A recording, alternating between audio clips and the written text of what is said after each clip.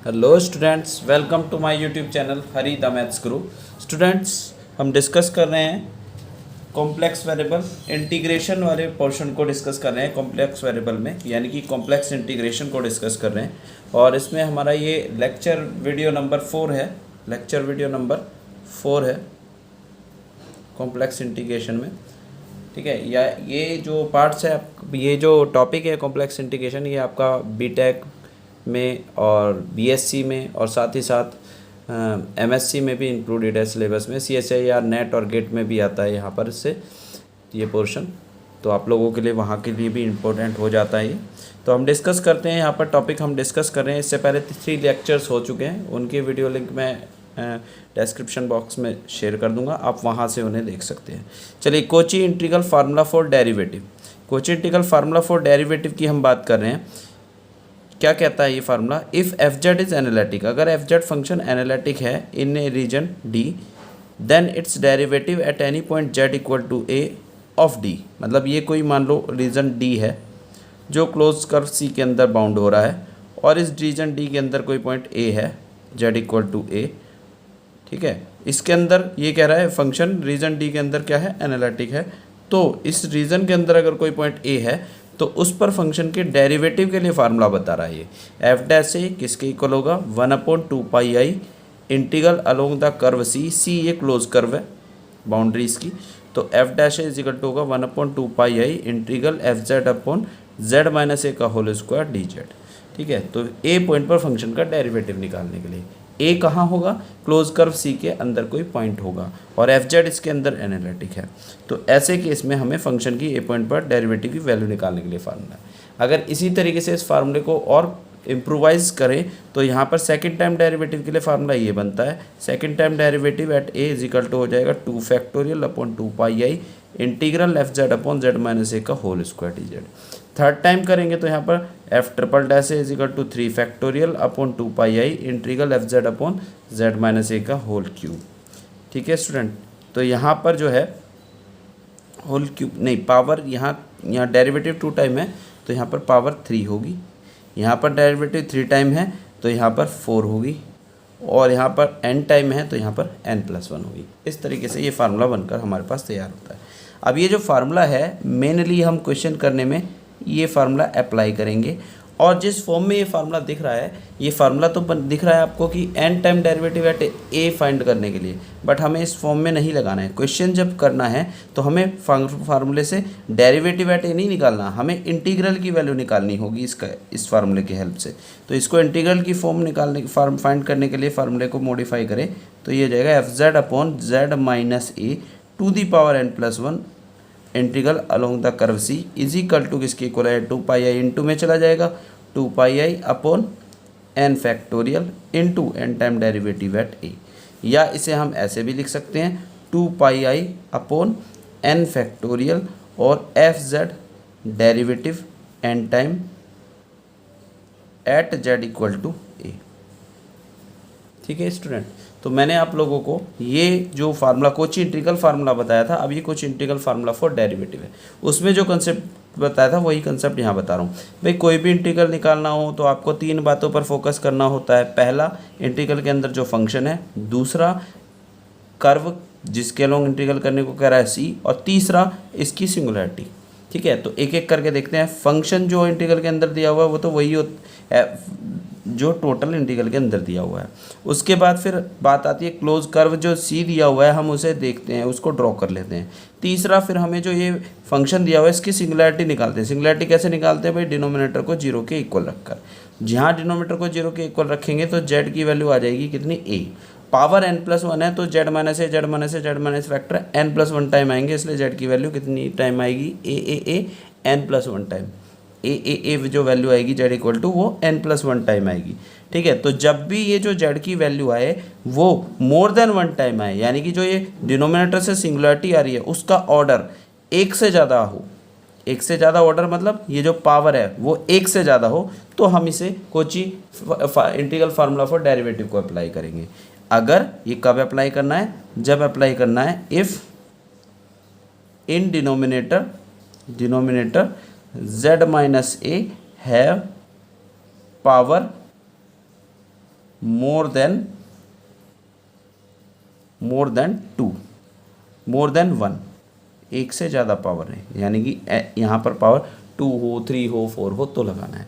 अब इस फार्मूले को आपको जैसे मैंने बताया था वहाँ पर कि आपको 3 बातों को इनको ध्यान में रखना है, उसमें भी फिर जैसे मान लो यहाँ पर सिंगुलरिटी z इक्वल टू ए बन रही है, तो कोची इंटीग्रल फार्मूले में मैंने बताया था कि आपको z equal to a singularity जिस फैक्टर की वजह से बन रही है z इक्वल टू ए की वजह से, तो ये जो अपोन वाली टर्म है यही वो टर्म है जो डिस्टर्बेंस फैला रही है, फंक्शन को एनालिटिक नहीं होने दे रही, क्योंकि सिंगुलरिटी तो उसी पॉइंट को कहते हैं ना जिस पॉइंट पर फंक्शन एनालिटिक ना हो और सिंगुलरिटी निकलती है डिनोमिनेटर को 0 रखकर, तो यहाँ से 0 रखेंगे तो z इक्वल टू ए आएगा और इसी फैक्टर की वजह से बनेगा। तो इस फैक्टर को हमें नीचे रखना है बेइज्जती के साथ, मतलब इस फैक्टर को हमें नीचे रखना है फ्रैक्शन लिखते समय बेइज्जती के साथ, और इसको छोड़कर जो दिखेगा उसे ऊपर कॉलर उठाकर रख देंगे और इस फंक्शन को ही जो ऊपर गया वही क्या होगा हमारा एफ जेड। अब इस फार्मूले के अकॉर्डिंग हमें क्या करना है भाई, वैल्यू इंटीग्रल की निकालनी है। अगर पावर 1 से ज़्यादा है यानी कि n+1 है, तो इस फार्मूले के अकॉर्डिंग ये जो ऊपर फंक्शन एफ जेड गया इसको हमें जितनी पावर है उससे एक कम टाइम डेरिवेटिव कर देना है, किसके रेस्पेक्ट में, z के, और वैल्यू z इक्वल टू क्या रिप्लेस कर देनी है a, और इंटीग्रल की वैल्यू चाहिए तो इसमें मल्टीप्लाई कर देंगे 2 अपॉन n फैक्टोरियल। ध्यान रहे n कहाँ से पता चलेगा भाई, अपॉन में जो ये फैक्टर की पावर है उससे एक कम वैल्यू होगी n की। जैसे एक एग्जाम्पल के लिए क्वेश्चन करते हैं, मान लीजिए वो क्वेश्चन में कहता है evaluate integral along curve C of z² + 1 upon z-1 का होल स्क्वायर dz, ठीक है। और यहाँ पर हमें रीजन दिया है वेयर c इज, रीजन दिया है mod z is equal to 2। तो अब अगर ये क्वेश्चन हमें करना है तो इस क्वेश्चन में हम अगर देखें तो क्वेश्चन के अंदर जैसा कि मैंने कहा कि इंटीग्रल में हमें 3 बातों पर फोकस करनी होती है। पहला, इंटीग्रल के अंदर जो फंक्शन है, तो यहाँ इंटीग्रल के अंदर जो फंक्शन है वो हमारा एफ जेड की वैल्यू हो जाएगी, एफ जेड फंक्शन हो जाएगा z² + 1 अपॉन z-1 का होल स्क्वायर, ठीक है। दूसरा फिर हमें फोकस करना होता है कर्व पर। कर्व सी क्या बताया गया, तो सी यहाँ पर सर्कल ये बताएगा mod z is equal to 2, और हमने पढ़ा z-z0 का whole mod is equal to r, ये होती है सर्कल की इक्वेशन। किसकी इक्वेशन होती है, सर्कल की, जहाँ पर सेंटर क्या होता है z0, और z0 की जगह यहाँ हमें क्या दिख रहा है 0। तो इसके सेंटर के कोऑर्डिनेट कैसे मिलेंगे भाई, जब a + ib की फॉर्म में लिखा जाए, तो 0 को हम क्या लिख सकते हैं 0 + 0i, तो कोऑर्डिनेट से क्या बनेंगे 0, 0 सेंटर के कोऑर्डिनेट, और रेडियस r की जगह पर क्या दिख रहा है 2, तो यानी कि ये सर्कल हुआ जिसका सेंटर ओरिजिन है और रेडियस 2 है। तो हम सर्कल ड्रॉ कर लेते हैं भैया, सेंटर ओरिजिन, ठीक है, और रेडियस कितना 2 लेते हुए ये हमने सर्कल ड्रॉ कर लिया, ये इसकी रेडियस हो गई 2। अगर 2 रेडियस है तो इसका मतलब लेफ्ट साइड एटमोस्ट 2 डिस्टेंस पर जाएगा, राइट साइड 2 तक जाएगा, लेफ्ट साइड भी 2 डिस्टेंस जाएगा, तो नेगेटिव साइड है तो -2 तक जाएगा। अब हमें पहला फंक्शन एफ जेड पर फोकस किया, दूसरा कर्व पर, तीसरा सिंगुलैरिटी देखनी है। तो यहाँ पर सिंगुलैरिटी क्या होगी, क्या क्या आ जाएंगी भाई, डिनोमिनेटर को 0 के इक्वल रखकर, बताया था ना कैसे निकलती हैं, डिनोमिनेटर को 0 के इक्वल रखकर। तो जैसे ही डिनोमिनेटर देखें तो यहाँ है z-1 का होल स्क्वायर, इसको 0 रखेंगे तो हमें z की वैल्यू, क्योंकि ये फैक्टर होल स्क्वायर है तो z-1 2 बार लिखा जाएगा, और 0 के इक्वल रखेंगे दोनों ही बार, तो z इक्वल टू 1 एक बार आएगा, फिर से z इक्वल टू 1। तो यहाँ पर जो ये वैल्यू है, सिंगुलैरिटी जो आ रही है, ये कितने ऑर्डर की आ रही है, 2 बार रिपीट कर रही है, तो ऑर्डर 2 की आ रही है। तो अगर सिंगुलैरिटी ऑर्डर 2 की आए या डिनोमिनेटर में पावर 1 से ज़्यादा हो, 1 से ज़्यादा पावर हो, 2, 3, 4, यानी कि ऑर्डर 2, 3, 4 हो, तो उस केस में हमें फिर Kochi integral formula for derivative लगाना है। तो यहाँ पर एक चीज़ और देखनी है कि ये क्या सिंगुलैरिटी इस सर्कल के अंदर आ रही है, भैया इसे z इक्वल टू 1 बता रहा है, तो ये जो z की वैल्यू है इसे हम 1 को 1 + 0i लिख सकते हैं। तो कोऑर्डिनेट क्या बनेंगे 1, 0, तो ये पॉइंट कहाँ होगा भाई, रेडियस 2 है तो, और 1, 0 है, ये पॉइंट x एक्सिस पर होगा, तो इसके अंदर ही आएगा 1, 0, यानी कि ये वाला पॉइंट इसके अंदर आएगा, z इक्वल टू 1 यहाँ पर अंदर आएगा। अगर कर्व के अंदर आ रहा है और पावर z-1 की 1 से ज़्यादा है तो Cauchy integral formula for derivative अब काम करेगा। तो by Cauchy integral formula for derivative, Cauchy integral formula for derivative, integral जो हमें सॉल्व करना था z² + 1 अपॉन z-1 का होल स्क्वायर डी जेड किसके इक्वल होगा। मैंने क्या बताया भैया, इज्जत बेइज्जती वाला काम, कि जेड इक्वल टू 1 की वजह से तो सिंगुलैरिटी हो रही है, यानी कि डिस्टर्बेंस जो एनालिटिक होने में कौन फैला रहा है, जेड इक्वल टू 1। तो इसको बेइज्जती के साथ नीचे छोड़ देंगे, जिस फैक्टर जेड इक्वल टू 1 जिस फैक्टर की वजह से निकला, इस वाले की वजह से, तो इसको तो नीचे छोड़ देंगे और बाकी ये जो बचा ये फंक्शन हमारा एफ जेड का काम करेगा। और फार्मूला जो कोची इंटीग्रल फार्मूला कहता है ये ही, इसको तवज्जो देनी है, यानी कि जो आंसर बताएगा अब यही बताएगा, जेड स्क्वायर प्लस 1। और इसको हमें क्या कर देना है, फार्मूले के अकॉर्डिंग डिफ्रेंशिएट कर देना है पावर से, जो अपोन में पावर दिख रही है उससे एक कम टाइम, पावर 2 दिख रही है तो एक बार डिफ्रेंशिएट कर देंगे। ठीक है स्टूडेंट, और z की जगह पर क्या रिप्लेस कर देंगे 1, क्योंकि 1 सिंगुलरिटी अंदर आ रही थी, इंटू 2 पाई आई अपॉन n फैक्टोरियल था। n क्या होता है, पावर से एक कम, पावर 2 है तो यहाँ पर n की वैल्यू 1 हो जाएगी। अब पहले डिफ्रेंशिएट करेंगे, तो इसका डिफ्रेंशिएट करेंगे कितना आएगा 2z। अब z की जगह पर 1 रख देंगे तो इंटीग्रल की वैल्यू यहाँ से हमें मिल जाएगी 2 2 जा 1 रखेंगे तो ये आएगा 2 पाई आई इंटू 2 और वैल्यू हमारी आ जाएगी 4 पाई आई। ये हमारा आंसर है। फिर से एक क्वेश्चन को और एग्जांपल को हम डिस्कस करते हैं। यहाँ पर कह रहा है evaluate integral along the curve C of e to the power 2z upon z plus 1 to the whole power 5 dz। जहाँ पर कर्व सी क्या बताया गया है, mod z is equal to 2 ये बताया गया है। तो मैंने कहा इंटीग्रल निकालते समय 3 बातों पर फोकस करना है। एक, इंटीग्रल के अंदर जो फंक्शन है तो वो हमारा हो गया यहाँ पर function f z is equal to e to the power 2z upon z plus 1 का होल पावर 5।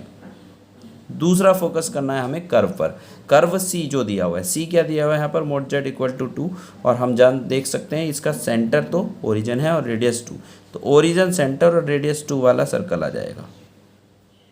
तो ये सर्कल हम ड्रॉ कर लेते हैं, ये एक्स एक्सिस, ये वाई एक्सिस और ये ओरिजिन। अब इसमें सेंटर ओरिजिन है, रेडियस 2 है, रेडियस 2 है मतलब सेंटर से 2 डिस्टेंस इधर जाएगा और 2 डिस्टेंस इधर जाएगा, तो 2 डिस्टेंस इधर जाएगा तो एट मीन्स यहाँ पर पहुँचेगा पॉजिटिव डायरेक्शन में x इक्वल टू 2 डिस्टेंस पर, और इधर जाएगा तो 2 डिस्टेंस पर नेगेटिव साइड -2 तक जाएगा।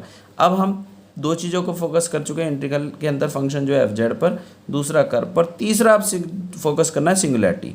तो सिंगुलैरिटी कैसे निकलती है, सिंगुलैरिटी मैंने बताया था गिवन बाय, कैसे निकलती हैं, डिनोमिनेटर को 0 के इक्वल रखकर। तो डिनोमिनेटर है z प्लस 1 की पावर 5 इक्वल टू 0 और पावर 5 है तो इसका मतलब ये जो z की वैल्यू 0 रखने पर बनेगी यहाँ से -1, वो 5 बार रिपीट करेगी, 5 टाइम्स रिपीट करेगी। इसका मतलब z इक्वल टू -1 जो है वो इज सिंगुलैरिटी ऑफ ऑर्डर, कितने ऑर्डर की है 5 की। और जब भी ऑर्डर 1 से ज़्यादा हो तो हमारा Cauchy integral formula for derivative काम करेगा। तो by Cauchy integral formula for derivative से हमें क्या करना है, इसका इंटीग्रल करेंगे तो e की power 2z upon z plus 1 की पावर 5 dz। मैंने क्या बताया था इंटीग्रल करने के लिए फार्मूले के according, Kochi integral formula for derivative, भाई जिस फैक्टर की वजह से z इक्वल टू -1 ये सिंगुलैरिटी आई, किसकी वजह से z प्लस 1, इस पूरे फैक्टर को छोड़कर, इसकी बेइज्जती के साथ इसे छोड़ देंगे, नेगलेक्ट कर देंगे, बाकी पर हमें तवज्जो देनी है। बाकी क्या बचा है, इसको ही हमें क्या करना है, e की पावर 2z, इसको डिफ्रेंशिएट कर देना डेरिवेटिव फार्मूले के अकॉर्डिंग। जितनी पावर है, पावर यहाँ कितनी है 5, उससे एक कम टाइम यानी कि 4 टाइम डिफ्रेंशिएट कर देंगे और उसके बाद इसके अंदर z इक्वल टू डाल देंगे, जो सिंगुलैरिटी थी क्या थी हमारी -1।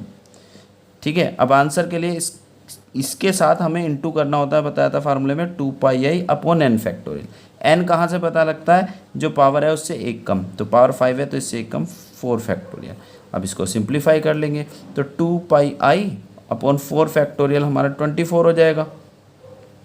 इसको 4 टाइम डेरिवेटिव करेंगे, e की पावर 2z का एक बार करेंगे 2 आएगा e की पावर 2z, फिर दोबारा डिफरेंशिएट करेंगे एक और 2 आएगा, तिबारा करेंगे एक और 2 आएगा, चौथी बार करेंगे एक और 2 की पावर 4 आ जाएगा, यानी कि 16 e की पावर 2z और z इक्वल टू कितना रिप्लेस करना है -1। तो इस तरीके से अब यहाँ से हम इसे सॉल्व करें तो यहाँ पर आ जाएगा 2 × 16 पाई अपॉन 24 और -1 रखेंगे तो e की पावर -2 आ जाएगा, z की जगह पर -2। तो ये हमारा आंसर यहाँ से बन जाएगा। तो यहाँ से हम 4 4 जा 16, 4 6 जा 24 और ये 2 3 जा 6। ठीक है, तो ये 4π/3 e⁻², इसका आंसर हो जाएगा। ठीक है स्टूडेंट, इस तरीके से हमें क्वेश्चंस करने हैं। एक और क्वेश्चन पर फोकस करते हैं। क्वेश्चन कहता है evaluate integral along the curve C of dz upon z square -4 e⁻z where C is circle mod z equal to 1।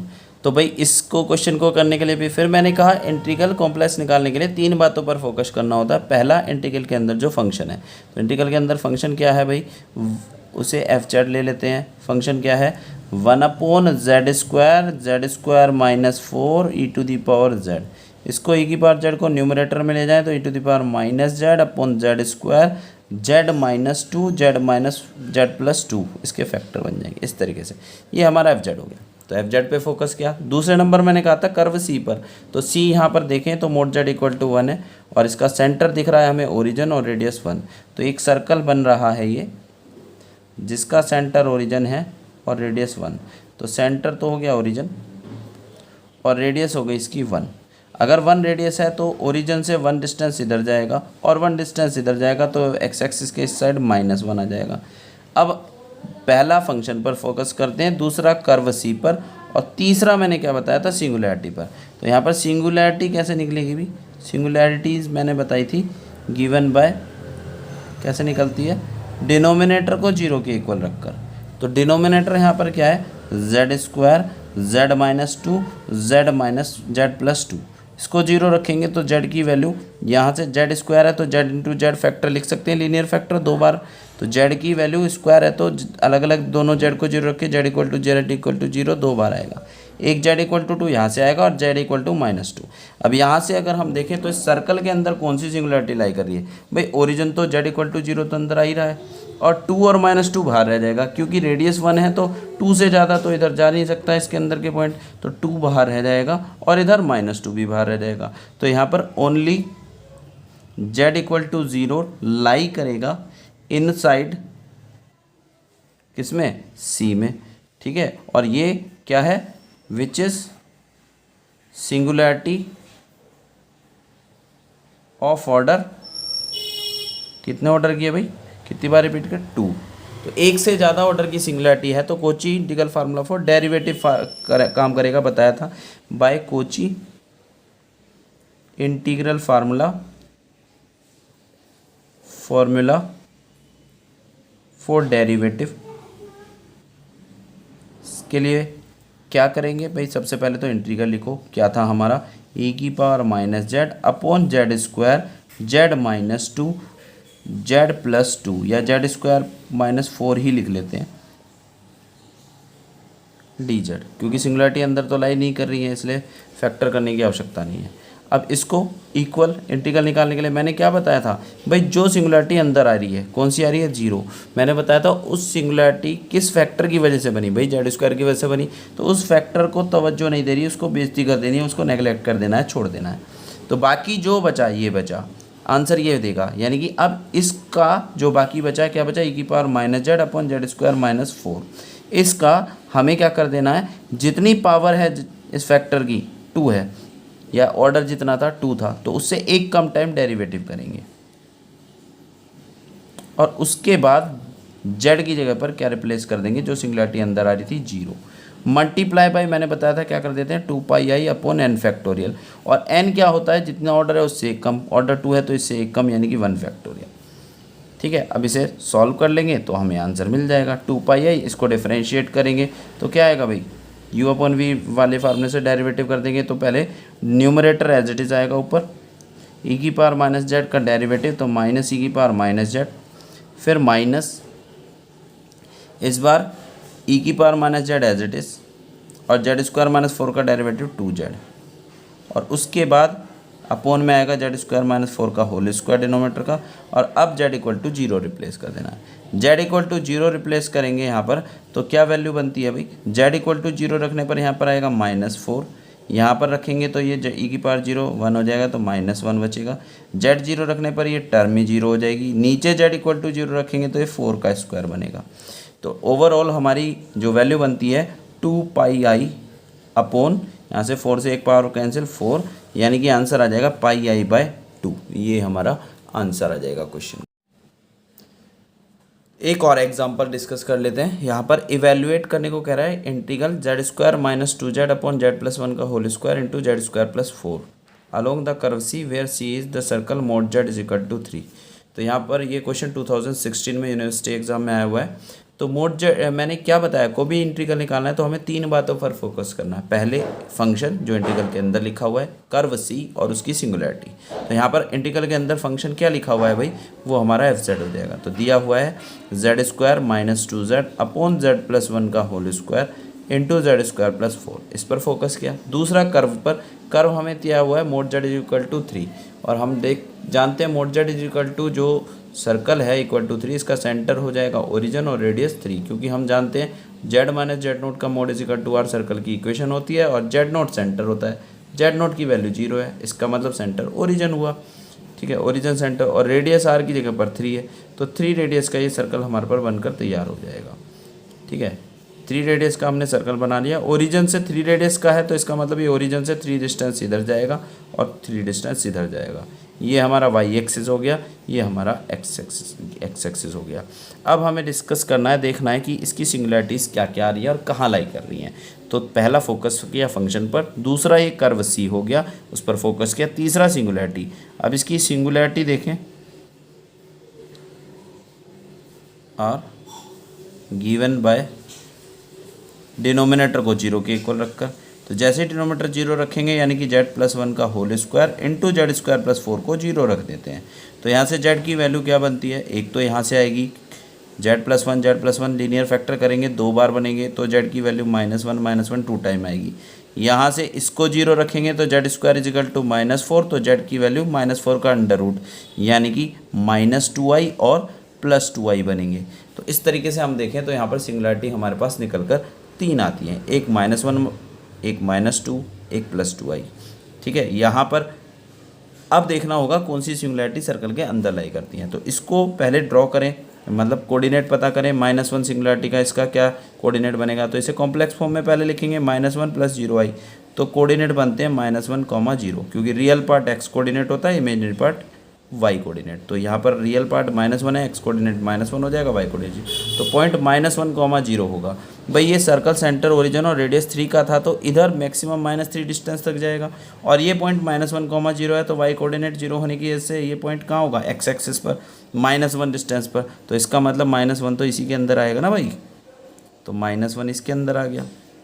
उसके बाद ये वाले पॉइंट की बात करें तो ये वाला पॉइंट के कोऑर्डिनेट अगर हम बात करें तो इसे 0, -0 प्लस -2i लिख सकते हैं।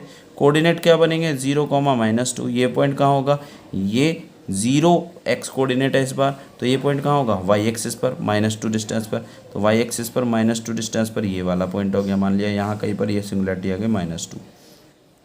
ठीक है, उसके बाद फिर ये वाला पॉइंट देखें तो इसकी सिंगुलैरिटी देखें तो इसको कॉम्प्लेक्स फॉर्म में लिखेंगे 0 + 2i। तो इसके कोऑर्डिनेट क्या बनेंगे, 0, 2। इसमें भी y कोऑर्डिनेट 0 है पर x कोऑर्डिनेट 0 है पर y कोऑर्डिनेट पॉजिटिव है, तो इसलिए ये पॉइंट ऊपर की साइड होगा, z = 2। ठीक है स्टूडेंट, तो इस तरीके से हमारी सिंगुलैरिटीज जो थी 3 थी, -1, 2i और -2i, तीनों ही सर्कल के अंदर लाई कर रही हैं। ठीक है, तीनों ही सर्कल के अंदर लाई कर रही है। तो फिर अब हमें क्या करना है भाई, मैंने बताया था ना, जब भी आपके सर्कल कर्व के अंदर एक से ज़्यादा सिंगुलैरिटी लाई करे यानी कि एक से ज़्यादा योद्धाओं से लड़ने की आवश्यकता हो, तो हमें क्वेश्चन करने के लिए 2 कंसेप्ट लगाने होंगे या 2 थ्योरम लगानी होगी। एक तो कोची एक्सटेंशन थ्योरम और एक कोची इंटीग्रल फार्मूला लगाना पड़ेगा। तो यहाँ पर एक से ज़्यादा सिंगुलैरिटी अंदर आ रही है, -1, -2 और -2i और +2i। तो ये here all z = -1, -2i and +2i lie inside C। ठीक है, तो अब इसके लिए कोची एक्सटेंशन फार्मूला लगाना पड़ेगा। एक्सटेंशन फार्मूला क्या कहता है भाई, कि जो जो हमारे पास सिंगुलैरिटी है उनके अबाउट एक एक सर्कल बना लो। इसके अबाउट एक सर्कल बना लिया, सेंटर मानकर इसे C1। इसके अबाउट एक सर्कल बना लिया, सेंटर मानकर इसे -2 पर C2 और इसके अबाउट एक सर्कल बना लिया 2i पर C3। ठीक है स्टूडेंट, और ये सर्कल ऐसे होने चाहिए एक दूसरे को इंटरसेक्ट ना करे, नॉन ओवरलैपिंग, और बाहर वाले को भी कहीं ना मीट करे। ठीक है, ये बाहर से मिला हुआ नहीं है। तो उस केस में बाय को let C1 C2 and C3 are circles with centre at कहाँ पर, z इक्वल टू -1, फिर C2 हमने लिया -2i पर और ये 2i पर रेस्पेक्टिवली। यहाँ पर हमने सेंटर वाले सर्कल ले लिए। अगर ये सर्कल लिए हैं तो by Cauchy extension theorem, by Cauchy extension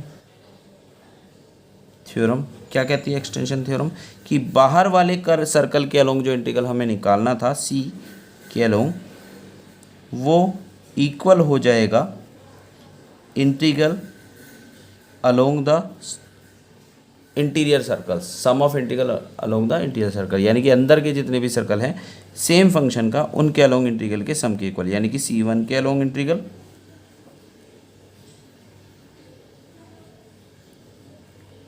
plus same integral C2 के प्लस सेम इंटीग्रल C3 के। अब हम एक एक करके तीनों इंटीग्रल की वैल्यू निकाल कर यहाँ पुट कर देंगे, आंसर आ जाएगा। तो पहले C1 वाले के लिए इंटीग्रल अगर हम निकालें तो हमने जैसा कि डिस्कस किया था, जब आप C1 के अलोंग इंटीग्रल निकाल रहे हैं तो ये देखें, अब ये बाकी सब कोई सर्कल नहीं है। अब ये मान कर चलें ये एक ही क्वेश्चन है जिसमें सिर्फ C1 सर्कल है, बाकी बाहर का पोर्शन कहीं का कुछ भी नहीं है।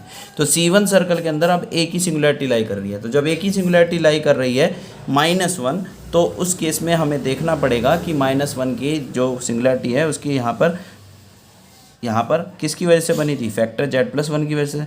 तो मैंने क्या बताया, इसको बेइज्जती करनी है, यानी कि इसको इग्नोर करना है। तो इसको इग्नोर करके यानी कि इसको नीचे रखना है, नीचे रख दिया इसका होल स्क्वायर, बाकी सब ऊपर पहुँचा दिया, z² - 2z अपॉन z² + 4 और dz।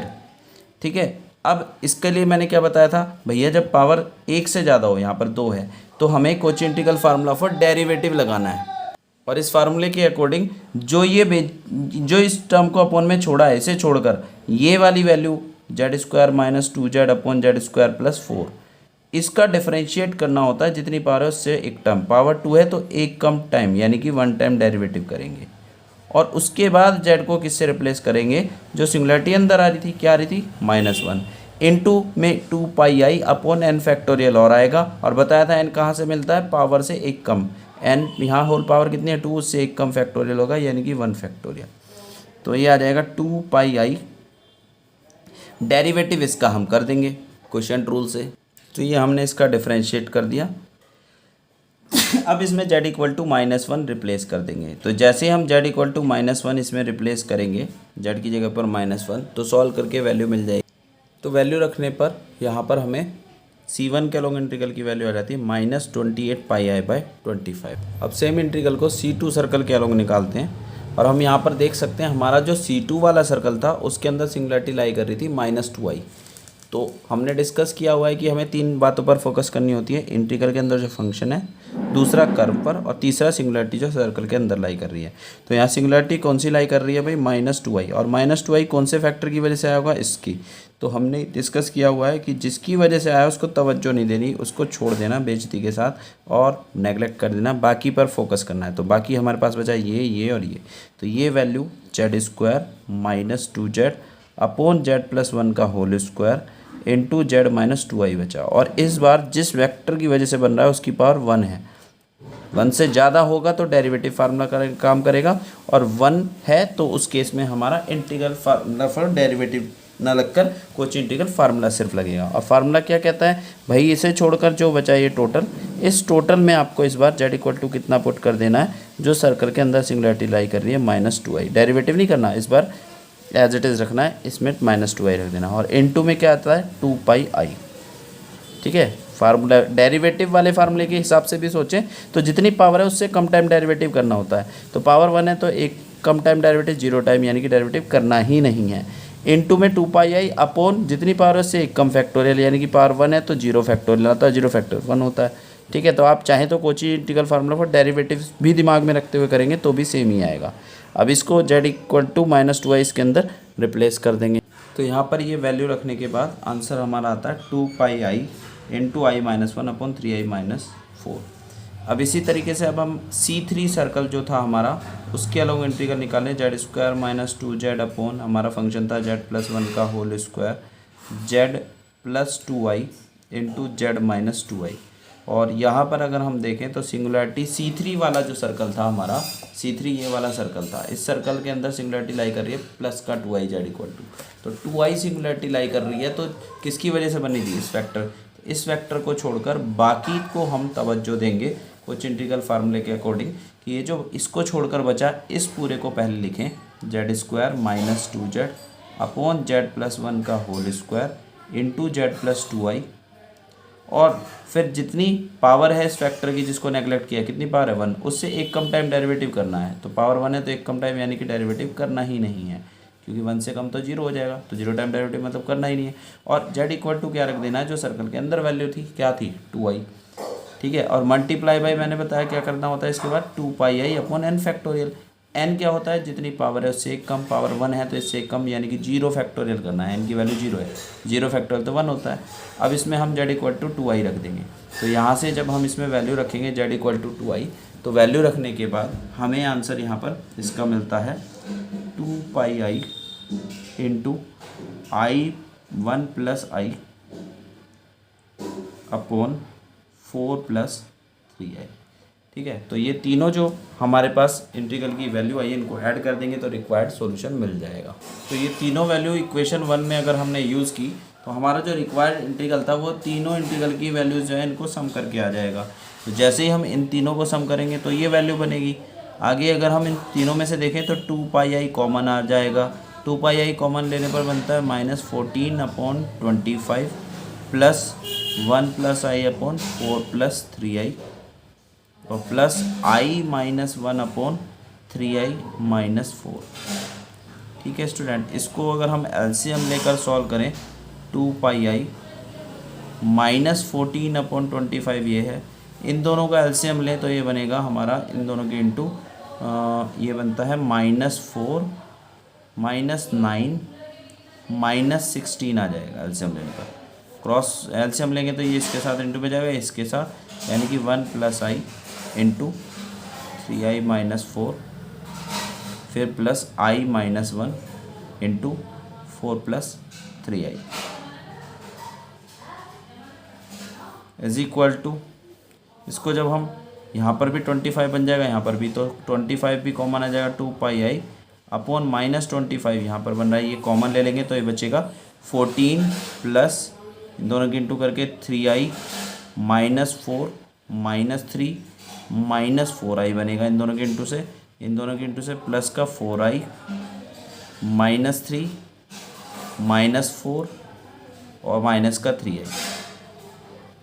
सिंप्लीफाई करके टोटल कितना आ रहा है 0। तो इस तरीके से इंटीग्रल की वैल्यू हमें 0 मिल जाती है। तो ये क्वेश्चन आपका 2016 में यूनिवर्सिटी एग्जाम में आया हुआ है। तो इसमें आप देखें तो आपको इसमें कोची इंटीग्रल फार्मूला भी लग गया और Kochi integral formula for derivative भी अप्लाई हो गया।